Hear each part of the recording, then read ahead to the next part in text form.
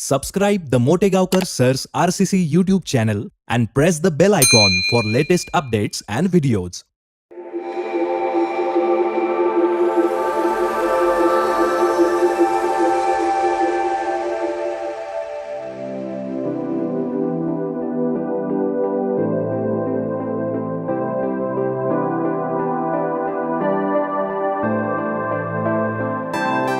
नमस्कार विद्यार्थी मित्रांनो, welcome to the world of chemistry, welcome to RCC. तर बेटा केमिकल कायनेटिक्स या टॉपिकचं सगळं डिस्कशन आपलं कंप्लीट झालंय. सगळे पॉइंट्स आपण एकदम डिटेलमध्ये स्टडी केलेत. आजचं आपलं केमिकल कायनेटिक्सचं असणार आहे लास्ट लेक्चर आणि या लेक्चरमध्ये ॲज युजल मी जे करत असतो प्रत्येक टॉपिक संपल्यानंतर शेवटचं लेक्चर असतं प्रिव्हियस इयर क्वेश्चन डिस्कशन. हे क्वेश्चन जर एकदा आपल्याला सॉल्व झाले तर तुम्हीच म्हणणार सर केमिकल कायनेटिक्स परफेक्ट झाला. ठीक आहे ना बेटा. नीट असेल किंवा जेई असेल, फक्त नीटच नाही, नीट ॲज वेल ॲज जेई दोन्ही एक्झामचे क्वेश्चन्स आपल्याला डिस्कस करायचे. ठीक आहे, चला बघा.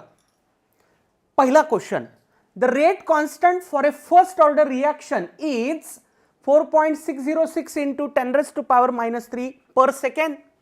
The time required to reduce 2 gram of reactant to 0.2 gram is. हा क्वेश्चन आहे नीट 2020चा, म्हणजे मागच्या वर्षीच्या नीटचा हा क्वेश्चन आहे. बघा क्वेश्चन कसा सॉल्व्ह होईल.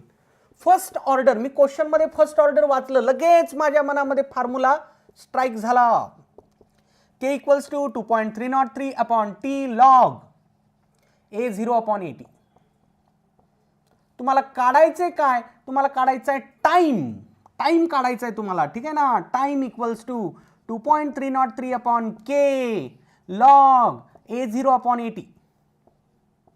A0/80 टाकूयात बेटा व्हॅल्यू आता याच्यात. ठीक आहे, बघा 2.303 upon rate constant is given. किती दिला बघा rate constant. Rate constant question मध्ये दिलाय 4.606 into 10⁻³ ठीक आहे. Log initial amount is 2. 2 ग्राम घेतलं होतं, 2 ग्रामचं 0.2 ग्राम व्हायलं, म्हणजे फायनल अमाऊंट आहे, फायनल कॉन्सन्ट्रेशन आहे 2/0.2. ठीक आहे ना. आता बघा इथं 2चा डिव्हिजन होईल. ठीक आहे ना. हाफ आलं 0.5 आलं. ठीक आहे ना. हे इथं कट केला 0.5 आलं आणि हे परत वर गेलं 10⁻³ 5 into 0.5 into 10⁻³ इंटू, आता बघा हे डिव्हिजन 10 आहे तर लॉग 10. लॉग 10 माहिती आहे बेटा आपल्याला किती आहे? 1 आहे. 0.5 into 1000 एवढंच होऊन जाईल फक्त. 0.5 into 1000 म्हणजेच किती? 500. युनिट काय असेल? जे रेट कॉन्स्टंटचं युनिट आहे, रेट कॉन्स्टंटमध्ये टाइमचं युनिट पर सेकंड दिसतंय आपल्याला, म्हणजे सेकंडमध्ये तुम्हाला टाइम घ्यायचा आहे. Final answer will be 500 second. बघा बेटा या क्वेश्चनमध्ये लॉग आला ना लॉग, पण बेसिक नॉलेज होतं माझ्याकडे की लॉग 10 इज 1. त्याचा वापर केल्यामुळे हा question without using log table solve झाला. मी जे तुम्हाला सांगत होतो ना की बाबा प्रत्येक नीट किंवा जेई एक्झाममध्ये लॉगचा क्वेश्चन असतो म्हणजे असतो, तो कुठल्या ना कुठल्या टॉपिकमध्ये विचारला जातो म्हणजे जातोच. ठीक आहे ना. आता मग काही अवघड असतो का? नाही. बघा ना लॉग 10 माहिती आहे ना तुला, एक क्वेश्चन सॉल्व्ह झाला. बघा बेटा हा 4 मार्काचा क्वेश्चन आहे, तरी मी भरपूर वेळ लावला तुमच्या स्टाईलनं सॉल्व्ह करत असताना. मी तर ओरलीच हा क्वेश्चन सॉल्व्ह करू शकतो. ओरली 500 सेकंड याचं फायनल आन्सर. 10 सेकंड टाइम लागला. ठीक आहे क्वेश्चन सॉल्व्ह करण्यासाठी. Answer 500 second. चला पुढे जाऊयात. परत एकदा हा क्वेश्चन देखील नीट 2020चा आहे, म्हणजे केमिकल कायनेटिक्स या टॉपिकवर मागच्या नीटमध्ये 2 क्वेश्चन्स आले होते. क्वेश्चन बघा काय. An increase in the concentration of reactant of a reaction leads to change in. क्वेश्चनचा अर्थ असा, तुम्ही जर कॉन्सन्ट्रेशन वाढवलं रिॲक्टंटचं तर खालीलपैकी कोणती गोष्ट बदलेल? रिॲक्टंटचं कॉन्सन्ट्रेशन बदलल्यानंतर या 4 पैकी कोणती गोष्ट बदलेल? हीट ऑफ रिॲक्शन म्हणजे ΔH असतो बेटा. Heat of reaction, threshold energy, barrier, तो पिक पॉइंट त्याची एनर्जी, हे असं काढलेलं. ठीक आहे ना. आता समजा ही रिॲक्शन मी धरतो एंडो, ठीक आहे ना. इथं ही एनर्जी थ्रेशोल्ड एनर्जी, बॅरियरची एनर्जी. ठीक आहे ना. परत कोलिजन फ्रिक्वेन्सी, यस कोलिजन थेरीमध्ये आलेला term, number of collisions taking place per second per unit volume of reaction mixture. एका सेकंदाला 1 लिटरमध्ये होणारे नंबर ऑफ कोलिजन्स म्हणजे काय, कोलिजन फ्रिक्वेन्सी ज्याला आपण झेडनं दाखवलं होतं. आणि चौथं ॲक्टिवेशन एनर्जी. लक्षात घ्या, activation energy of he reaction is always constant. ठीक आहे ना, म्हणजे कॉन्सन्ट्रेशन बदलून ॲक्टिवेशन एनर्जी कधीच बदलत नसते. There is no relation between concentration of reactant and activation energy. Activation energy फक्त बदलू शकते कॅटॅलिस्टच्या प्रेझेन्समध्ये. कॅटॅलिस्ट लोअर्स ॲक्टिवेशन एनर्जी, पण कॉन्सन्ट्रेशन ऑफ रिॲक्टंट बदलल्यानंतर ॲक्टिवेशन एनर्जी बदलत नसते. ठीक आहे ना, म्हणजे हे माझं उत्तर नाही. थ्रेशोल्ड एनर्जी पण कॉन्स्टंट टर्म असतो बेटा, कॉन्स्टंट टर्म असतो थ्रेशोल्ड एनर्जी देखील. म्हणजे कॉन्सन्ट्रेशन ऑफ रिॲक्टंट बरोबर त्याचा काही संबंध नाही. ठीक आहे ना. Heat of reaction is also constant term. तुमच्या या क्वेश्चनचा आन्सर येणार आहे बेटा कोलिजन फ्रिक्वेन्सी. कस काय सर? अरे कॉमन सेन्स वापरू आपण. बघा, तुम्ही कॉन्सन्ट्रेशन ऑफ रिॲक्टंट वाढवलं, नंबर ऑफ कोलिजन्स ऑटोमॅटिकली वाढतील. कॉन्सन्ट्रेशन ऑफ रिॲक्टंट वाढवलं, रिॲक्टंटचं अमाऊंट वाढवलं, रिॲक्टंटचे मॉलिक्युल्स वाढले, रिॲक्टंटचे मॉलिक्युल्स वाढले, त्यांच्यामध्ये झालेली टक्कर वाढेल, कोलिजन फ्रिक्वेन्सी ऑटोमॅटिकली वाढून जाईल. एका सेकंदाला होणारे कोलिजन्स नक्कीच वाढतील जेव्हा तुम्ही रिॲक्टंटचं कॉन्सन्ट्रेशन वाढवता. म्हणून या क्वेश्चनचा आन्सर काय येतो बेटा, कोलिजन फ्रिक्वेन्सी. म्हणजे 2 क्वेश्चन आले होते, एक साधा न्यूमरिकल होता आणि एक थेरीचा क्वेश्चन होता. किती साधा आहे रे. झाले ना, मिळाले 8 मार्क. 8 मार्क. ठीक आहे ना, झाले का नाही दोन्ही क्वेश्चन सॉल्व? यस, नोट करा बेटा. पुढचा क्वेश्चन पहा. हा क्वेश्चन जेई 2020 मध्ये आलेला, मागच्या वर्षीच्या जेई मध्ये आलेला question. For the reaction 2a + 3b + 3/2c giving 3p, product आहे 3p, which statement is correct. या रिॲक्शनसाठी यापैकी कोणतं करेक्ट असेल?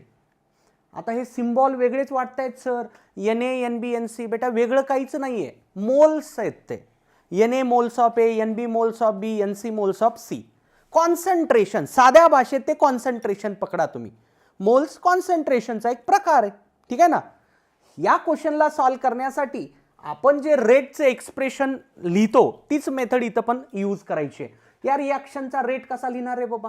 Rate of reaction equals to बघा आपल्या मेथडनं काय -1/2 dA/dt -1/2 dA/dt equals to -1/3 dB/dt dB/dt equal to -1/3/2 1/3/2 correct dC/dt. ठीक आहे. प्रोडक्टला मी घेत नाहीये कारण ऑप्शनमध्ये कुठंच प्रोडक्टचं काम नाहीये, पीचं कुठंच काम नाहीये. ठीक आहे ना. आता याला आपण असं लिहू शकतो बघा, -1/2 कॉन्सन्ट्रेशन ऑफ ए ला मी म्हणालो मोल्स ऑफ ए, काही बिघडणार नाही, dNA/dt इक्वल्स टू -1/3 dNB/dt. आता याला शिफ्ट करतो मी या 2 ला वर, -2/3 dNc/dt. कॉन्सन्ट्रेशनला फक्त सिम्बॉल बदललाय आपण मोल फॉर्ममध्ये. ठीक आहे ना. सगळीकडचं मायनस कट करून टाका. Therefore I can write 1/2 dNA/dt equals to 1/3 dNB/dt equal to 2/3 dNc/dt. Okay. आता मला ऑप्शन जर चेक करायचं झालं, कुठल्याच ऑप्शनमध्ये 1/2 dNA/dt दिसत नाहीये, म्हणून मी काय करणार, या 2 ला इकडे शिफ्ट करणार. आता हा 2 इकडे जेव्हा तुम्ही शिफ्ट करणार इकडं, तो इथं पण मल्टिप्लाय होईल ॲज वेल ॲज इथं पण मल्टिप्लाय होईल, कारण हे याला पण इक्वल आहे आणि याला पण इक्वल आहे. फक्त एकाच ठिकाणी तो 2 जाणार नाही, या टर्मला पण 2 अटॅच होईल आणि या टर्मला देखील तो 2 अटॅच होईल. म्हणजे हे असं म्हणावं लागेल dNA/dt इक्वल्स टू dNB/dt. पण हे 2 इकडं आलेलं लिहितो मी 2/3, हे 2 वर आलं. ठीक आहे ना. सिमिलरली हा 2 इथं पण जाईल 4/3 dNc/dt 4/3 dNc/dt. ठीक आहे ना. बघा आहे का नाही असं ऑप्शन? सर आहे ऑप्शन 3. झालं फायनल आन्सर. किती सोपा क्वेश्चन आहे, फक्त कॉन्सन्ट्रेशनच्या जागी मोल आणले. That's it. नोट करा. पहा बेटा पुढचा क्वेश्चन हा देखील जेई एक्झाम मध्येच आलेला क्वेश्चन आहे. Okay. In the following reaction X A giving Y B, एक त्यांनी एक्सप्रेशन दिले असं, log to the base 10 of minus dA upon dt equals to log to the base 10 of dB upon dt plus 0.3010. या रिॲक्शनसाठी दिलेलं एक expression. आपल्याला ए आणि बी कोण असतील याचा अंदाज लावायचा आहे. ठीक आहे ना. हे ए आणि बी हे रिॲक्टंट्स कोण, हा रिॲक्टंट ए आणि प्रोडक्ट बी कोण असेल त्याचा आपल्याला विचार करायचा आहे. मी ऑप्शन्स लिहिलेले आहेत. ठीक आहे. म्हणलं तर क्वेश्चन खूप साधा आहे जर तुला लॉगचं थोडंसं बेसिक नॉलेज आलेलं असेल तर. ठीक आहे. चला बघा काय करतोय बघा. इथं लिहितोय मी solution. X A giving Y B. ठीक आहे ना. X A giving Y B या पर्टिक्युलर इक्वेशनला आपण रेटचा फॉर्म्युला अप्लाय करतो. Rate of reaction equals to, rate of reaction equals to I can write -1/x dA upon dt equals to +1/y dB upon dt, dB upon dt. ठीक आहे ना. Reciprocal जे करतो आपण रेट एक्सप्रेशन मध्ये तेच केलं मी. ठीक आहे. आता याला मी असं लिहू शकतो, therefore -dA upon dt equals to dB upon dt multiplied by x/y लिहिता येईल असं. हा x तिकडे शिफ्ट केला.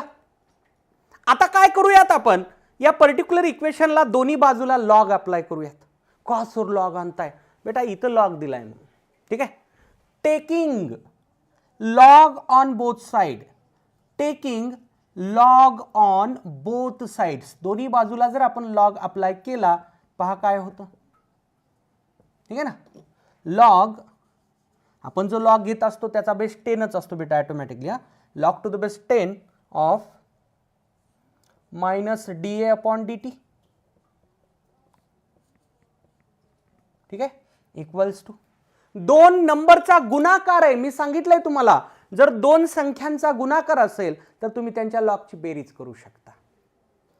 इथं गुणाकार असल्यामुळे तुम्ही या दोघांच्या लॉगची बेरीज करू शकता. So I can right log to the base 10 of dB upon dt, dB upon dt plus log x/y. काय केलं बघा रे, या इक्वेशनला मी दोन्ही बाजूला लॉग आणला पण इथं गुणाकार असल्यामुळे त्यांच्या लॉगची बेरीज झाली. That's it. ठीक आहे. आता काय करा बघा, comparing this equation with given equation, त्यांनी जे इक्वेशन दिले ना सुरुवातीला त्याच्याबरोबर आपण याला कम्पेअर करू. म्हणजे याच्याबरोबर आपल्याला काय करायचं बघा, हे इक्वेशन याच्याबरोबर कम्पेअर करायचं. आता बघा कंपॅरिझन कसं, log to the base 10 -dA upon dt इथं दिसायला, इथं पण दिसायला. log to the base 10 dB upon dt इथं दिसायला, इथं पण दिसायला. log x/y दिसायला, इथं काय दिसायला +0.3010. ठीक आहे ना. हे सारखं झालं, हे सारखं झालं. ऑटोमॅटिकली मी म्हणू शकतो log x/y is 0.3010. therefore what I can write, therefore I can write log xy equals to 0.3010. log x/y equals to 0.3010. ठीक आहे.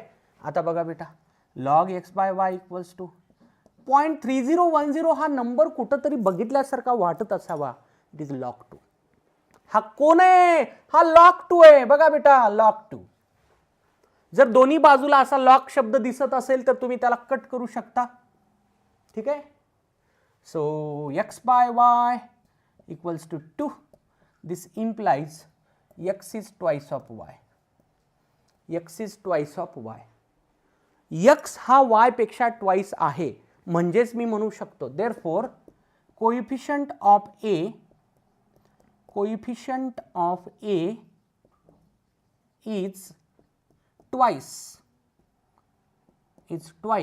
Than coefficient of b. एचा कोइफिशियंट बीच्या दुप्पट असेल. आता आपल्याला असं ऑप्शन चूज करावं लागेल ज्याच्यात हे सॅटिस्फाय होईल. एचा कोइफिशियंट बीच्या दुप्पट. आता काय करूयात बघा, या दिलेल्या ऑप्शनला 1 बाय 1 आपण इक्वेशन फॉर्म मध्ये लिहूया. मी अगोदर पहिलं लिहितो हा.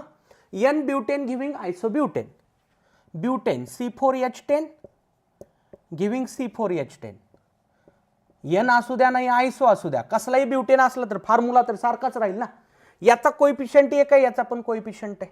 मला कसं पाहिजे, coefficient of a is twice than coefficient of b. सांगा मग हे माझा आन्सर असेल का? नाही सर, बिलकुल नसेल. हे माझा आन्सर नाही.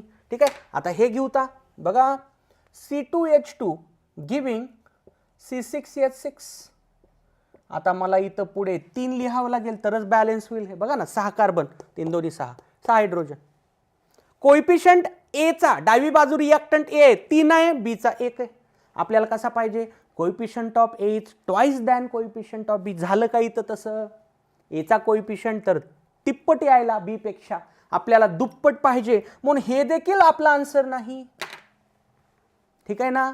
पुढचं चेक करू आता. C2H4 आणि C4H8 बघा. C2H4 आणि C4H8 बघा. मला सांगा इथं 2 घेतलं की हे बरोबर येतं का नाही? येतं का नाही? बघ, 4 कार्बन 8 हायड्रोजन. आपल्याला हेच तर पाहिजे होतं. Coefficient of a is twice than coefficient of b. हा आपला रिएक्टंट ए आहे, हा प्रोडक्ट बी आहे. एचा कोइफिशियंट डबल आहे, कशापेक्षा? बी पेक्षा. ठीक आहे ना, म्हणून माझं आन्सर झालं हे, म्हणजे ऑप्शन 3. सर चौथं करा की हो. चल बेटा, चौथं करू शकतो, नो इश्यू. बघ, या चौथ्याला मी कसं लिहिणार? N2O4 giving what? NO2. याला बॅलन्स करण्यासाठी बेटा इकडं 2 येईल. हे उलटं व्हायलं, आपल्याला जसं पाहिजे त्याच्या उलटं व्हायलं. एचा कोइफिशियंट दुप्पट पाहिजे होता बी पेक्षा, इथं बीचा कोइफिशियंट दुप्पट यायला ए पेक्षा. हे पण आपलं आन्सर असू शकत नाही. Your answer will be option 3. भारी आहे ना क्वेश्चन बेटा. लक्षात घ्या, जेई एक्झाम नक्कीच नीट एक्झाम पेक्षा थोडंसं वरच्या लेवलची आहे. थोडंसं म्हणण्यापेक्षा दुप्पट तिप्पट तरी कमीत कमी. जेईचे क्वेश्चन सिंगल थॉटमध्ये सॉल्व्ह होत नाहीत रे बाबा, बरंच त्याच्यात नॉलेज आणावं लागतं. नीट भुरटी एक्झाम आहे. होय, खरंच बोलतोय, भुरटी एक्झाम आहे. प्रोव्हाइडेड जेवढं सांगितलंय तेवढं व्यवस्थित स्टडी केलं तर एकदम साधे क्वेश्चन नीटमध्ये येतात. जेईमध्ये असे क्वेश्चन असतात. वेळ पण जास्त लागला.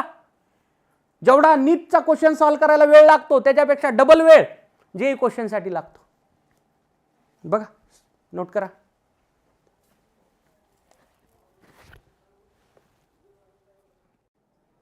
पहा बेटा, नेक्स्ट क्वेश्चन हा नीट 2019 मध्ये आलेला क्वेश्चन आहे. If the rate constant for a first order reaction is k, जर फर्स्ट ऑर्डर रिएक्शनचा रेट कॉन्स्टंट के असेल, the time required for the completion of 99% of reaction is given by. 99% first order reaction complete होण्यासाठी लागणारा time मला काढायचा आहे. बघा कसं सॉल्व्ह करायचं या क्वेश्चनला. पर्सेंटेजच्या क्वेश्चन मध्ये कधीही लक्षात ठेवा, इनिशियल कॉन्सन्ट्रेशन घ्यायचं 100.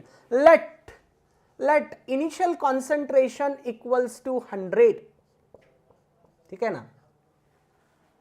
After 99% completion, after 99% completion, reaction 99% complete झाली असं म्हणलं. ठीक आहे ना. हे रिमेनिंग कॉन्सन्ट्रेशन असतं बेटा रिएक्टंटचं, उरलेलं कॉन्सन्ट्रेशन. 80 म्हणजे शिल्लक राहिलेलं कॉन्सन्ट्रेशन. 80 किती राहील रे बाबा? 100 मायनस 99 1. सुरुवात केली होती 100 पासून, शिल्लक राहिलं 1. ठीक आहे. आता घ्या केचं expression, k equals to 2.303 upon t log A0 upon 80. A0 upon 80. ठीक आहे ना बेटा. आपल्याला काढायचं आहे टाइम. टीचं एक्सप्रेशन तयार करू. T equals to 2.303 upon K log A0 upon 80 log A0 upon 80. टाकूयात आता याच्यात व्हॅल्यू, लगेच आन्सर मिळून जाईल. व्हॅल्यू म्हणजे इथं काही विशेष करायचंच नाहीये. डायरेक्ट एवढंच आहे 2.303 upon K log initial concentration किती आहे धरले आपण 100 फायनल आहे 1 हे लॉग 100 झालं बेटा मी सांगितलंय एकच्या पुढे जेवढे शून्य असतात तेवढा त्याचा लॉग असतो 100चा लॉग किती आहे 2 1000चा लॉग आहे 3 10चा लॉग आहे 1 लाईक दॅट ठीक आहे ना याचा लॉग येतो 2 so this will be 2.303 into log 100 is 2 upon k किती यायला बेटा हे 4.606 अपॉन के 4.606 अपॉन के बघ रे बेटा बघ आहे ऑप्शन सी तरी मी खूप निवांत सॉल्व केला क्वेश्चन एकदा प्रॅक्टिस झाली ना बेटा तुमचं तर रक्त असं सळसळतं एकदम तरुण आहात तुम्ही आहात ना तरुण ठीक आहे ना तुम्हाला तर 10 सेकंदात सॉल्व होते क्वेश्चन नोट करा पहा बेटा next question again this question is of JEE exam ठीक आहे NO2 required for the reaction is produced by the decomposition of N2O5 in CCl4 as per the equation. NO2 कुठंतरी लागणार आहे तो N2O5 च्या डिकम्पोजिशन मधून तयार केला जातो N2O5 च्या डिकम्पोजिशनची रिएक्शन दिली आहे क्वेश्चन बघा काय initial concentration of N2O5 is 3 mol per liter and it is 2.75 mol per liter after 30 minutes. Question आहे rate of formation of NO2 is data दिला N2O5 चा डेटा दिला N2O5 चा आणि कॅल्क्युलेशन करायचंय rate of formation of NO2 चं ठीक आहे ना चला बघा कसं सॉल्व करायचं क्वेश्चनला काय काढायचं ते लिहूत अगोदर plus dNO2 upon dt rate of formation of NO2 चा अर्थ बेटा हा हे तुम्हाला काढायचंय कसं काढायचं सर बेटा आपण काय करूयात या रिएक्शनचं रेट एक्सप्रेशन त्याचा वापर करूयात बघा rate of reaction equals to rate of reaction equals to बघा याला कसं लिहिता येईल असं लिहिता येईल -1/2 dN2O5 upon dt dN2O5 upon dt equals to +1/4 dNO2 upon dt ठीक आहे O2 ला मी कन्सिडरच करणार नाहीये कारण O2चं काही क्वेश्चन मध्ये कामच नाहीये ज्याचं काम नाही त्याचा विचार करण्याची काही गरज नाही किंवा लिहू वाटलं लिहा मग एखाद्याला आवडच असते लिहिण्याची प्लस dO2 अपॉन dt लिही पण त्याचा वापर कॅल्क्युलेशन मध्ये काही होणार नाही आता बघा मी स्ट्रॅटेजी सांगतो क्वेश्चन सॉल्व करण्याची आपल्याला काढायचं हे dNO2 अपॉन dt आपण काय करूयात या 4 ला इकडे शिफ्ट करूयात आणि हे फाइंड करूयात इनडायरेक्टली तेच निघाला असा त्याचा अर्थ होईल therefore plus dNO2 upon dt plus dNO2 upon dt equals to मी या 4 ला इकडे शिफ्ट करतो -4/2 dN2O5 upon dt dN2O5 upon dt ठीक आहे आता इथं व्हॅल्यू टाका आन्सर मिळून जाईल 4/2 म्हणजे हे झालं बेटा 2 -2 dN2O5 म्हणजे change in concentration of N2O5 change in concentration कसं काढायचं रे फायनल मायनस इनिशियल बघा फायनल कॉन्सन्ट्रेशन आहे 2.75 इनिशियल आहे 3 so I can right 2.75 - 3 divided by time interval dt किती आहे 30 मिनिट ठीक आहे आता बघा 2.75 - 3 करा हे होईल -2 इंटू -0.25 बरोबर आहे डिवाइडेड बाय 30 मिनिट्स हे झालं बेटा plus rate is always positive आणि येतोय तो पॉझिटिव्ह ठीक आहे ना 0.50 अपॉन 30 0.50 अपॉन 30 किंवा याला असं लिहिता येतं 0.50 च्या ऐवजी मी लिहितो 50 इंटू 10⁻⁻2 अपॉन 30 आता हे एवढं सॉल्व करा 5/3 1.67 इंटू 10⁻⁻2 हे झालं तुमचं फायनल आन्सर तसं पाहिलं तर क्वेश्चन काही अवघड नव्हता ठीक आहे ना बेटा आपल्याला dNO2 अपॉन dt काढायचं हे कळलं पाहिजे rate of formation of NO2 काढायचा होता आपण रेट इक्वेशनची हेल्प घेऊन त्याला सॉल्व केला नोट करा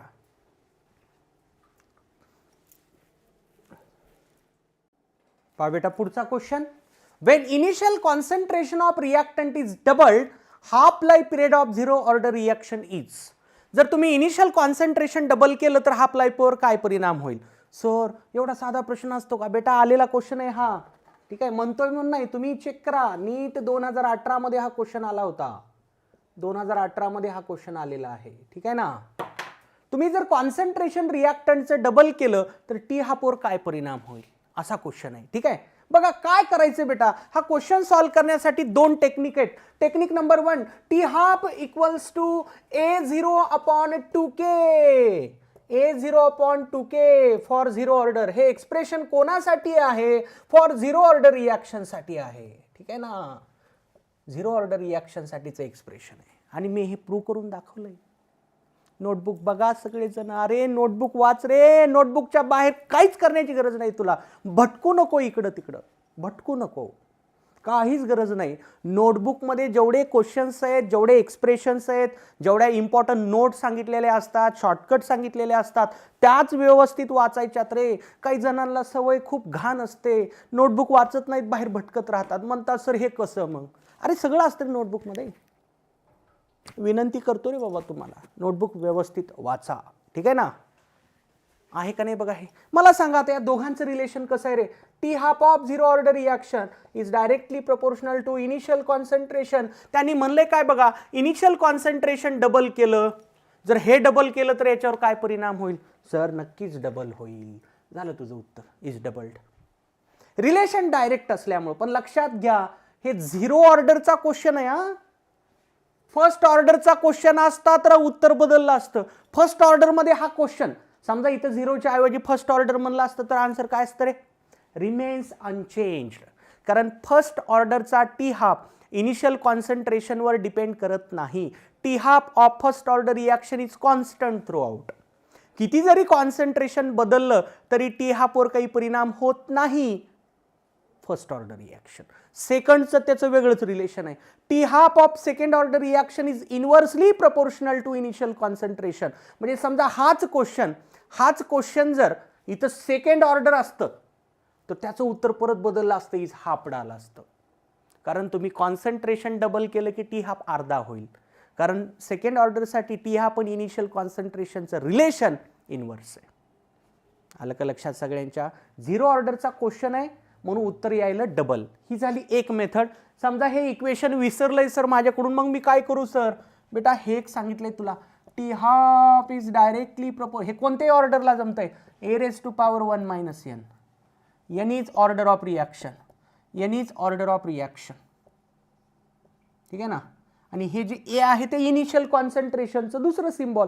इनिशियल कॉन्सन्ट्रेशनला A0 म्हणा नाही ए म्हणा, काही बिघडत नाही. आता बघा, when n equal to 0, order जर 0 धरली, t half proportional to 1 minus 0, 1 only a. समजा हे येत नाही हे तर लक्षात ठेव, हे कोणत्याही ऑर्डरला जमतंय. समजा फर्स्ट ऑर्डर असेल, इथं n एक टाक, 1 मायनस 1 0, एचा पॉवर 0 म्हणजे एच गायब झाला. T half of first order reaction is independent of initial concentration of reactant. समजा सेकंड ऑर्डरचा क्वेश्चन असता, इथं 2 टाकलं असतं, 1 मायनस 2, रिझल्ट आला असता -1, एचा पॉवर -1 आहे, 1 अपॉन ए, 1 अपॉन ए, 1 अपॉन ए. टी हाफ आणि एचं रिलेशन इनव्हर्स झालं असतं. खूप सोपं आहे बेटा, खूपच सोपं आहे, ठीक आहे ना. T half directly proportional to A result आला. तुम्ही हे डबल केलं, हे पण डबल होईल. Answer is doubled. नोट करा.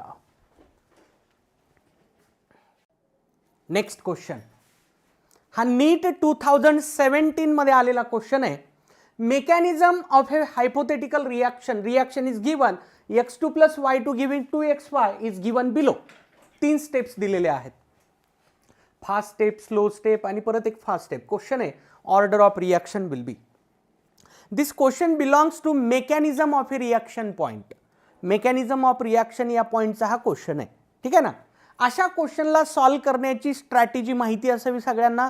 आपल्याला काय करावं लागतं अशा क्वेश्चनमध्ये? स्लोवेस्ट स्टेपकडे जायचं आहे आपल्याला अगोदर, ठीक आहे ना. From slowest step, from slowest step, from slowest step rate law तयार करा. Rate equals to K into, बघा काय करायचं असतं, स्लोवेस्ट स्टेपचे जे रिॲक्टंट्स आहेत त्यांना डायरेक्टली रेट लॉमध्ये घ्यायचं, x आणि y2, x आणि y2 घेतलं. त्यांचे पॉवर्स देखील जे इथले कोइफिशियंट आहेत तेच 1 आहे पॉवरमध्ये 1 आणि 1. ठीक आहे. आता बघायचं तुम्ही हा जो रेट लॉ तयार केलाय with the help of slowest step, याच्यात कुणी इंटरमिडिएट आहे का नाही? ठीक आहे. इंटरमिडिएट कशाला म्हणतात सर? बेटा जो नेट रिॲक्शन मध्ये नसतो, बघा ही नेट रिॲक्शन दिली, याच्यात जो नसतो त्याला इंटरमिडिएट म्हणायचं. बघा इथं आलाय का तसा स्पेसिस? यस आला. यक्स याच्यात आहे का रे कुठं? Direct x. सॉरी तो एक्स आहे की म्हणणार, फक्त एक्स दिसायला का तुला कुठं? नाही. So I can say that x is intermediate. X is intermediate. आता त्या इंटरमिडिएटला तुम्हाला इलिमिनेट करावं लागेल. ठीक आहे ना. आता तो इलिमिनेट कसा करायचा? मग माझ्याकडे दुसऱ्या 2 स्टेप दिलेल्या असतात, याचा वापर करा, एक्स इलिमिनेट होऊन जाईल. देअरफॉर फ्रॉम स्टेप 1 तिथं इक्विलिब्रियम कॉन्स्टंटचा वापर करायचा ठरलं होतं आपलं. From step 1 what I can write? Equilibrium constant equals to concentration of X into concentration of X, 2 X दिसत आहेत तिथं, divided by concentration of x2. ठीक आहे. So I can write concentration of X square equals to equilibrium constant into concentration of x2. So what you can write? Concentration of x equals to equilibrium constant raise to power half, हा 2 इकडे shift केला म्हणजे power half होईल, x2 raise to power half. आता ही जी x ची value आली बेटा, त्याला आपल्या या रेट लॉ मध्ये टाका. Therefore your rate law will be rate equals to k into concentration of x काढलेलं टाकतोय मी, k EQ raise to power half, concentration of x2 raise to power half. हे झालं इथपर्यंतचं, आणि हे पुढचं कॉन्सन्ट्रेशन ऑफ y2. ठीक आहे. आता बघा हा एक कॉन्स्टंट आहे, हा दुसरा कॉन्स्टंट आहे, 2 कॉन्स्टंटचा गुणाकार एक तिसरा कॉन्स्टंट, याला मी म्हणतो k डॅश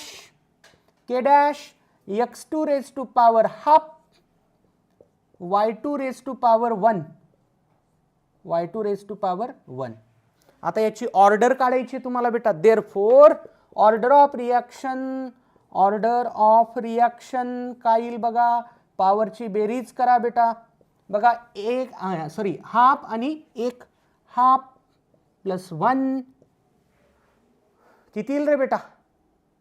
3/2 म्हणजे 1.5 आहे बघा तसं ऑप्शन. 1.5 ऑप्शन दिसतंय सगळ्यांना, ऑप्शन सी. असे क्वेश्चन मेकॅनिझमशी कनेक्टेड सॉल्व्ह करण्याची जी टेक्निक तुम्हाला सांगितली होती त्याचा वापर करायचा असतो. काय करतात? स्लोएस्ट स्टेपवरून रेट लॉ तयार करा. तुम्ही तयार केलेल्या रेट लॉ मध्ये कोणी इंटरमिडिएट आलाय का बघा? एक्स इंटरमिडिएट ठरला. इंटरमिडिएट कोण असतो? जो नेट रिॲक्शन मध्ये नसतो. नेट रिॲक्शन मध्ये एक्स नाहीये, एक्स इंटरमिडिएट ठरला, त्या इंटरमिडिएटला इलिमिनेट करायचं with the help of other steps. Sir तुम्ही ही स्टेप का घेऊन त्याला इलिमिनेट केलं नाही? बेटा हे घेऊन जर तुम्ही त्याला इलिमिनेट करण्याचा प्रयत्न केला, नवीन इंटरमिडिएट वाय घुसून जाईल. आपल्याला इंटरमिडिएटला इलिमिनेट करायचं होतं, हीच प्रॉपर स्टेप असेल. ठीक आहे ना. नोट करा.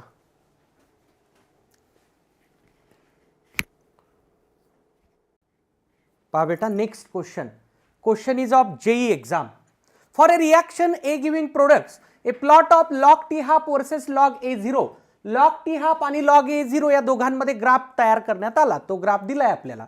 If the initial concentration of A is represented by A0, the order of reaction is. Option बघा 1 0 2 3. कसं करायचं सर? याच्यात काही कॅल्क्युलेशन नाही, काही नाही. कसं करायचं बघा सांगितलं होतं तुम्हाला. For nth order reaction T half is directly proportional to initial concentration raised to power 1 minus n. मगा देखील मी एका क्वेश्चन मध्ये सांगितलं होतं हे. T half इक्वल्स टू काहीतरी कॉन्स्टंट घेऊयात आपण. समजा k घेतला मी, प्रोपोर्शनॅलिटी कॉन्स्टंट असं लिहिता येईल मला. आता मी काय करतोय, या इक्वेशनला दोन्ही बाजूला लॉग अप्लाय करतोय. log T half equals to लॉगची प्रॉपर्टी गुणाकार असेल तर बेरीज log k plus log A0 raise to power 1 minus n. ठीक आहे. Log t half equals to आता हे लॉग के पर्पजफुली पलीकडे लिहिणार आहे मी हा जो कोएफिशियंट जो पॉवर आहे त्याला कोएफिशियंट करता येतं 1 minus n log A0 plus log k जो पॉवर आहे त्याला कोएफिशियंट केलं ठीक आहे. Now compare this with straight line equation y equal to mx plus c. अर्थ असा निघतो की जर समजा तुम्ही लॉग टी हाफ घेतलं y ॲक्सिसला, लॉग A0 घेतलं x ॲक्सिसला, तर तुमचा जो स्लोप असेल स्लोप म्हणजे काय रे m, slope m will be 1 minus n. 1 minus n माझा स्लोप असेल ठीक आहे ना. बघा ना जे म्हणलं तेच झालं का नाही. लॉग टी हाफ y ॲक्सिसला घेतला, लॉग A0 x ॲक्सिसला घेतला, ग्राफ काढल्यानंतर जो स्लोप आहे तो मिळाला 1 मायनस n. आता आपल्याला जो ग्राफ दिलाय याचा स्लोप आपण काढूयात ठीक आहे.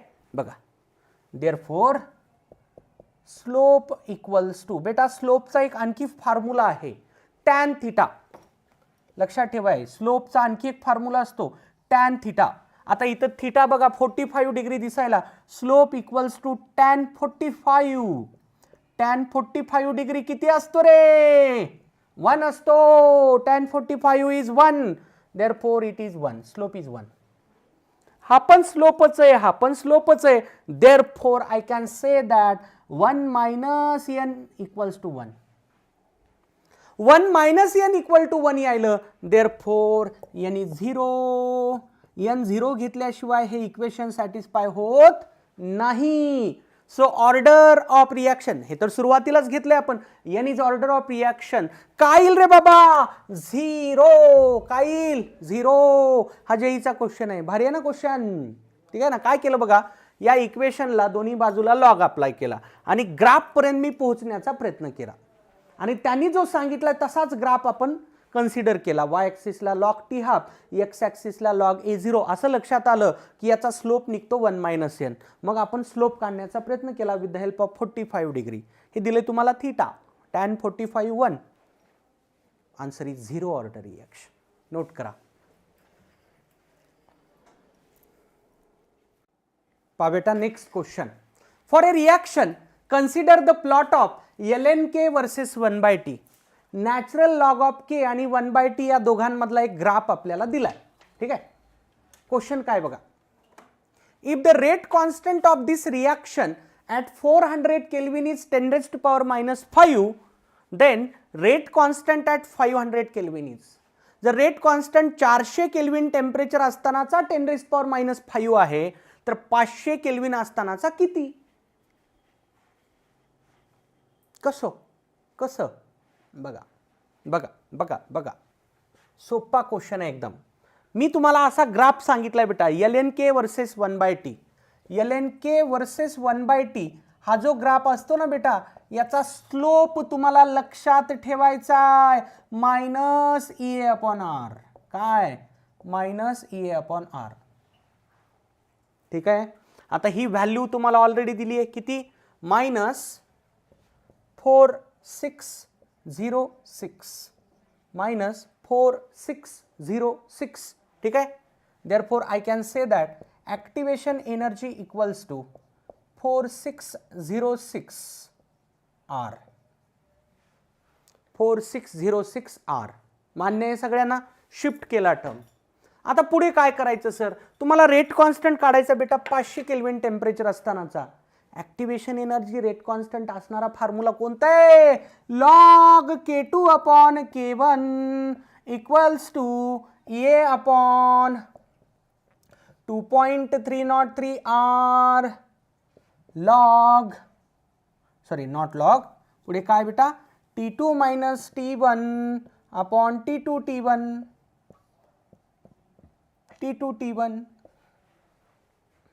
ठीक आहे.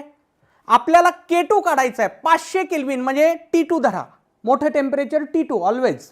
K2 काढायचा, K1 दिलेला आहे बघा. आता याला लॉग K2 काढायचा आहे, किंवा याला असंच ठेवू आपण शेवटपर्यंत, इकडची बाजू सॉल्व करून घेऊ, काम थोडंसं हलकं होईल. EA किती आहे बाबा? 4606 R डिवायडेड बाय 2.303 इथं व्हॅल्यू टाका T2 आणि T1च्या. T2 किती आहे तुझं 500 केल्विन, T1 किती आहे तुझं 400 केल्विन, डिवायडेड बाय हे 500 इंटू 400, 500 इंटू 400.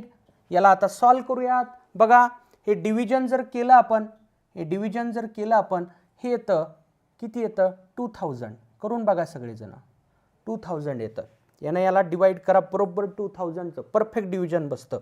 आर इथं एक आर आहे आणि इथं खाली एक आर आहे, बरोबर आहे. हे आर कट करा, आर कट झाला, ठीक आहे ना. आता हे राहतं log K2 upon K1, log K2 upon K1 equals to बघा हे 2000. आता बघा हे इथून येणार 100 डिवायडेड बाय हे बघा 5420 आणि त्याच्या पुढे हे 04 1 2 3 4. आता बघा 1 2 3 4 5 1 2 3 4 5 सगळंच कॅन्सल व्हायला का नाही कॅन्सल. प्रत्येक टर्म कॅन्सल होऊन जायला. हे सगळंच कॅन्सल झालं. हे किती आलं रे बाबा 1 आलं. लॉग K2 अपॉन K1 1 आला, लॉग K2 अपॉन K1 1 आला. मग सर K2 K1 इक्वल झालं का हो? नाही रे गदड्या, नाही झालं. बघ therefore log K2 upon K1 equals to 1. ठीक आहे ना. आपल्याला K2 काढायचा बेटा, त्याच्यापर्यंत कसं पोहोचायचं sir. K2 upon K1 equals to लॉगला काढण्यासाठी अँटीलॉग घ्यावा लागतो, किंवा असा विचार करा या लॉगला तिकडे शिफ्ट केलं की लॉग इनवर्स होईल. लॉग इनवर्स म्हणजेच अँटीलॉग. अँटीलॉग 1 सांगा 1चा अँटीलॉग किती. 1चा अँटीलॉग काढणे म्हणजे तो कोणाचा लॉग आहे हे बघणे. एक कोणाचा लॉग आहे 10चा, म्हणून antilog 1 is 10. K2 upon K1 equals to 10. K2 equals to 10 K1 10 into K1 दिलाय क्वेश्चन मध्ये 10⁻⁻5. किती आलं रे उत्तर तुझं 10⁻⁻4. बघा भारी क्वेश्चन आहे. जेई एक्झाम मध्ये खूप भारी क्वेश्चन येतात बेटा, ठीक आहे ना. तुम्हाला हा टॉपिक परफेक्ट करायचा झाला बेटा, थोडंसं ग्राफिकल नॉलेज असावंच लागेल. लॉगॅरिथमचे काही कॉमन रूल्स माहितीच पाहिजेत, काही फिक्स व्हॅल्यू सांगितलेले आहेत त्या लक्षात ठेवाव्याच लागतील, ठीक आहे ना. चला नोट करा फटाफट. पहा पुढचा क्वेश्चन. हा क्वेश्चन मला बऱ्याच स्टुडंटनी विचारला होता डाऊट म्हणून, ठीक आहे. खूप भारी क्वेश्चन आहे हा, देखील आलेलाच क्वेश्चन आहे प्रिव्हियस एक्झाम्समध्ये. If EA equal to 0, energy of activation is 0, then delta h of reaction will be. जर ऍक्टिव्हेशन एनर्जी 0 असेल तर डेल्टा एच कसा असेल, whether greater than 0, less than 0, equal to 0, or we can not predict from this given data. आपण prediction करूच शकत नाही की बाबा डेल्टा एच कसा असेल. डेल्टा एच म्हणजे एनर्जी चेंज त्या रिॲक्शनचा. बघा अशा क्वेश्चनला, ऍक्टिव्हेशन एनर्जीच्या क्वेश्चनला बेटा ग्राफ ड्रॉ करूनच सॉल्व करत चला, मिस्टेक होत नाही. बघ रे बाबा बघ, इकडं काय घ्यायचं एनर्जी, इकडं काय घ्यायचं प्रोग्रेस ऑफ रिॲक्शन, ठीक आहे. टाइम म्हणायला हरकत नाही, प्रोग्रेस ऑफ रिॲक्शन. आता त्यांनी जे म्हणलंय ते आपण अप्लाय करू. Activation energy 0. ऍक्टिव्हेशन एनर्जी म्हणजे काय असतं रे बेटा, रिॲक्टंट. बघा एक्झोमध्ये असा ग्राफ काढला होता आपण, एक्झोमध्ये असा, ठीक आहे ना. हे असं केलं होतं आणि एवढ्या एनर्जीला काय म्हणलं होतं ऍक्टिव्हेशन एनर्जी. रिॲक्टंटला हा डोंगर क्रॉस करायचा आहे तर त्याला जेवढी एनर्जी ॲब्झॉर्ब करावी लागेल दॅट इज ऍक्टिव्हेशन एनर्जी. हे एक्झोमध्ये होतं आणि एंडोमध्ये असं उलटं होतं, हे असं हे असं, ही याला म्हणलं होतं आपण ऍक्टिव्हेशन एनर्जी, बरोबर आहे. आता इथे ऍक्टिव्हेशन एनर्जी डायरेक्टली 0 म्हणलंय, डायरेक्टली 0. मग सर कसं हो बेटा, ऍक्टिव्हेशन एनर्जी 0 आहे म्हणजे डोंगरच नाही, एनर्जी बॅरियरच नाही. मग सर कसं हो बेटा, इथं जर मी रिॲक्टंट घेतला याच लाईन मध्ये मला पुढे प्रॉडक्ट घ्यावं लागेल, कारण ऍक्टिव्हेशन एनर्जी 0. लक्षात घ्या, ऍक्टिव्हेशन एनर्जी 0 म्हणजे तो वरचा डोंगरच नाही. रिॲक्टंट आणि प्रोडक्ट एका लाईन मध्येच काढावे लागतील.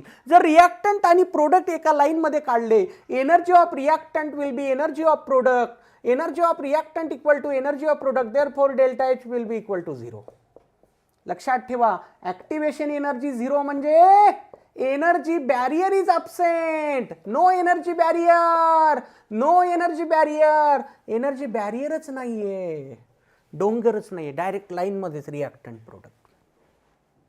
डेल्टा एच किती असेल 0. लक्षात ठेवा, ऍक्टिव्हेशन एनर्जी 0 झाली की बरोबर डेल्टा एच देखील 0 होत असतो. म्हणून आन्सर काय असेल बेटा, ऑप्शन सी. ठीक आहे. आता लक्षात घ्या, मी सांगितलं होतं क्लास म्हणजे लेक्चरमध्ये पण, कॅटॅलिस्ट फक्त ऍक्टिव्हेशन एनर्जीवर अफेक्ट करतो. Catalyst lowers the activation energy. असे प्रश्न असतात बाबा, कॅटॅलिस्टच्या अब्सेन्समध्ये या रिॲक्शनचा डेल्टा एच इतका होता, कॅटॅलिस्टच्या प्रेझेन्समध्ये डेल्टा एच वर काय परिणाम होईल. लक्षात ठेवा, catalyst changes only activation energy. Delta h व्हॅल्यूला कॅटॅलिस्ट अफेक्ट करत नाही. ठीक आहे बेटा. तर हे होतं आपलं आजचं डिस्कशन. बेटा मी परत एकदा सांगतोय, हा टॉपिक, या टॉपिकचे क्वेश्चन खूप साधे असतात. ते सॉल्व्ह होण्यासाठी तुम्हाला थोडंसं ग्राफिकल स्टडी करावी लागेल, लॉगची थोडीशी स्टडी करावी लागेल. ठीक आहे ना. मेन फोकस तुमचा राहू द्यात फर्स्ट ऑर्डर रिॲक्शनवर, कारण त्याच्या फॉर्म्युल्यामध्ये लॉग आहे. 0चा क्वेश्चन जनरली येत नाही, आला तरी एकदम इझिली सॉल्व्ह होतो. फर्स्टचा थोडंसं लॉग वगैरे असल्यामुळं मिस्टेक व्हायला स्कोप असतो. फर्स्ट ऑर्डर रिॲक्शन आणि आर्हेनियस इक्वेशन हे 2 खूपच भारी पॉईंट आहेत. याच्यावरच मल्टिपल चॉईस क्वेश्चन थोडेसे जास्त तयार होतात. ठीक आहे ना बेटा. तर हे होतं आपला कंप्लीट टॉपिकचं डिस्कशन, केमिकल कायनेटिक्स. अपेक्षा करतो की हा टॉपिक एकदम परफेक्टली तुमचा प्रिपेअर झाला असावा. ठीक आहे ना. आज परत एक DPP अपलोड करणारे प्रिव्हियस इयर सेक्शनची विथ हिंट्स अँड सोल्युशन. अपेक्षा आहे ती एच अँड एव्हरी क्वेश्चन तुम्ही सॉल्व्ह करण्याचा प्रयत्न कराल. ठीक आहे ना बेटा. तर होतं आपलं हे कायनेटिक्सचं डिस्कशन. टॉपिक संपलाय असं मी डिक्लेअर करतो. परत लवकरच भेटूयात आपण नवीन टॉपिक फिजिकल केमिस्ट्रीचा स्टडी करूयात. थँक्यू. जपली उत्तम निकालाची कायम परंपरा, जपली उत्तम निकालाची कायम परंपरा. RCC म्हणजे युगानुयुगे उत्तुंग यशोधारा.